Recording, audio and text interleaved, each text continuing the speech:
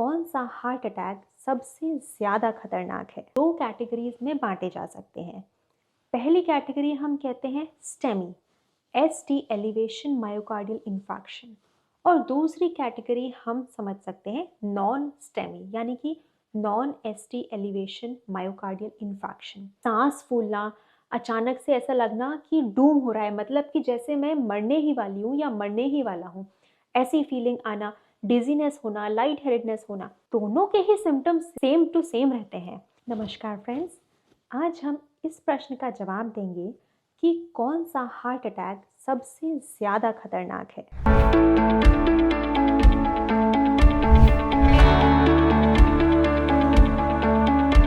तो फ्रेंड्स, सबसे पहले हम ये समझते हैं कि हार्ट अटैक कितने प्रकार के होते हैं।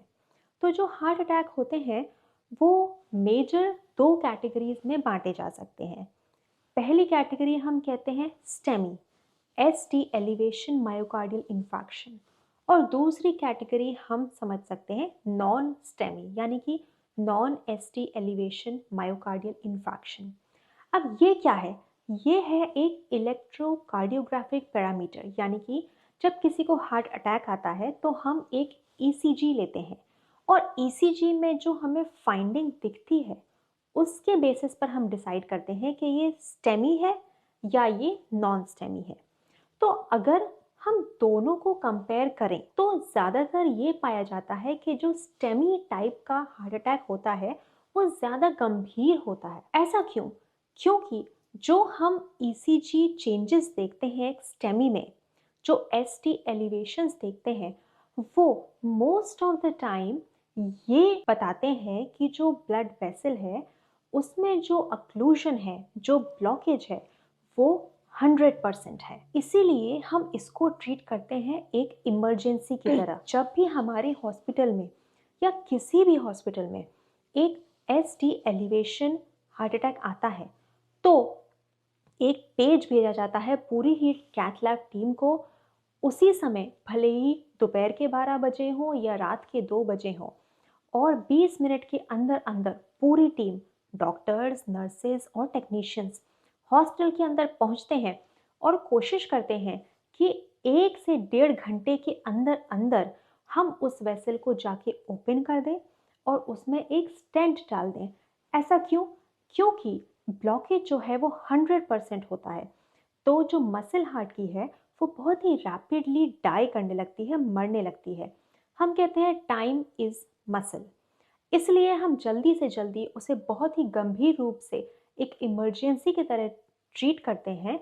दिन का, रात का, कोई भी टाइम हो, तुरंत जाते हैं और स्टेंट डालते हैं और आशा करते हैं कि मसल डैमेज कम से कम हो। दूसरी तरफ हम बात करते हैं नॉन एसटी एलिवेशन एमआई की, यानी कि हमने जो ईकेजी में चेंजेस देखे उसमें एलिवेशंस नहीं था, और वो यूजुअली क्या रिप्रेजेंट करता है? वो रिप्रेजेंट करता है कि जो ब्लॉकेज है वो 100% से कम है।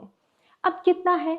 60% है या 80% है या 50% है, ये हम नहीं कह सकते, लेकिन हमें ये पता है कि थोड़ा फ्लो तो जा रहा होगा, नहीं तो हमें एसटी एलिवेशंस मिलते।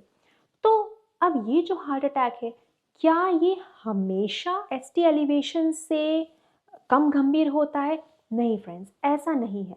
हम ये भी देखते हैं कि कई बार जो नॉन एसटी एलिवेशन एमआई होता है उसमें जो हार्ट डैमेज होता है वो भी काफ़ी ज़्यादा होता है और किसी का पंपिंग फंक्शन डाउन चला जाता है, तो उसको भी हम ट्रीट करते हैं एक अर्जेंसी की तरह, एक इमरजेंसी की तरह नहीं, बट एक अर्जेंसी की तरह। तो उसमें हम रेकमेंड करते हैं कि 24 घंटे के अंदर अंदर हम कोशिश करते हैं कि हम उस पेशेंट को एंजियोग्राम में ले जाएं, और अगर पेशेंट को स्टेंट चाहिए हो तो हम तुरंत डालें, या फिर अगर सर्जरी चाहिए हो तो फिर हम उसे सर्जरी के लिए रेफर करें। तो फ्रेंड्स, एक हुआ आपका इमरजेंसी केस, एक हुआ अर्जेंसी केस।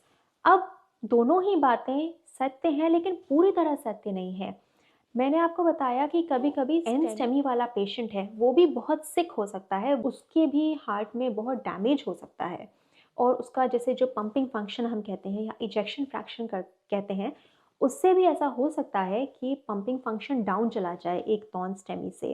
इसलिए वो भी एक अर्जेंसी ही है। कहने को हम कह सकते हैं कि हाँ, ये नॉन स्टेमी वाला ज़्यादा गंभीर है, लेकिन ये हो गया सारा टेक्निकल एस्पेक्ट। ये वो एस्पेक्ट है जो डॉक्टर समझ सकते हैं, प्रोवाइडर्स समझ सकते हैं, नर्सेस समझ सकती हैं। अगर हम एक पेशेंट की तरफ से सोचें, अगर एक पेशेंट एज अ पेशेंट हम सोचें, अगर किसी को हार्ट अटैक आ रहा है, मगर जैसे कि अगर आपके परिवार में किसी को या आपके जानने वाले में किसी को हार्ट अटैक आ रहा है, तो उसको कैसे पता चलेगा कि ये मेरा ज़्यादा गंभीर वाला है या कम गंभीर वाला है? तो फ्रेंड्स, पता नहीं चल सकता। दोनों ही हार्ट अटैक्स के सिम्टम्स सेम होते हैं। उसमें होता है चेस्ट पेन, ऐसा लगना कि आपके दिल पर एक हाथी बैठा हुआ है, बहुत प्रेशर बन चुका है, सांस फूलना, अचानक से ऐसा लगना कि डूम हो रहा है, मतलब कि जैसे मैं मरने ही वाली हूँ या मरने ही वाला हूँ, ऐसी फीलिंग आना, डिजीनेस होना, लाइट हेडेडनेस होना। तो दोनों के ही सिम्टम्स सेम टू सेम रहते हैं मोस्ट सर्कमस्टेंसेस में। इसलिए अगर आपको या जानने वाले को किसी को भी सीने में अचानक से बहुत दर्द हो रहा है या लग रहा है कि हार्ट अटैक है, तो ये समझने की कोशिश न करें कि ये कौन सा वाला है, गंभीर या कम गंभीर वाला है। आप तुरंत ही इमरजेंसी मेडिकल सर्विसेज को कॉल करें, एम्बुलेंस को अपने घर पे बुलाएं। जहाँ तक कोशिश हो, ये कोशिश ना करें कि आप पेशेंट को ड्राइव करके हॉस्पिटल ले जाएं। कई बार हम ये सोचते हैं कि हार्ट अटैक आ रहा है तो अरे एम्बुलेंस को आने में टाइम लगेगा, हम ही लेके चलते हैं। लेकिन एक्चुअली एम्बुलेंस को बुलाना ज़्यादा बेहतर होता है। वो इसलिए क्योंकि एम्बुलेंस वाले जिस मोमेंट आपके पास आएंगे, उनके पास सब कुछ होता है। उनके पास दवाइयाँ होती हैं इम्पॉर्टेंट, और इंट्यूबेशन किट होती है, मेडिकेशंस होती है, आईवी लाइन डाल सकते हैं। तो अगर आपके यहाँ एम्बुलेंस की सुविधा है आपके रीजन में, तो कोशिश यही करें कि आप एम्बुलेंस को बुलाएं और जल्दी से जल्दी डॉक्टर के पास जाएं। तो माय फ्रेंड्स, ये बहुत ही कॉम्प्लेक्स टॉपिक है। इसमें और भी कई चीज़ें हैं जो कि बहुत ही कॉम्प्लेक्स हो जाएंगी, सटल चीज़ें हैं। लेकिन मेरा मेन मैसेज यही रहेगा कि जो अगर आपको सिम्टम्स हैं तो आप तुरंत एम्बुलेंस को बुलाएं और चेकअप करवाएं, ताकि आपको जल्दी से जल्दी अच्छे से अच्छा ट्रीटमेंट मिल सके। आई होप आपको ये वीडियो पसंद आया, और अगर आपको पसंद आया तो आप लाइक एंड सब्सक्राइब करें चैनल को। और आपके मन में मेरे लिए कोई भी और कार्डियोलॉजी से रिलेटेड सवाल हैं तो आप प्लीज़ बेझिझक उन्हें पोस्ट करें। धन्यवाद।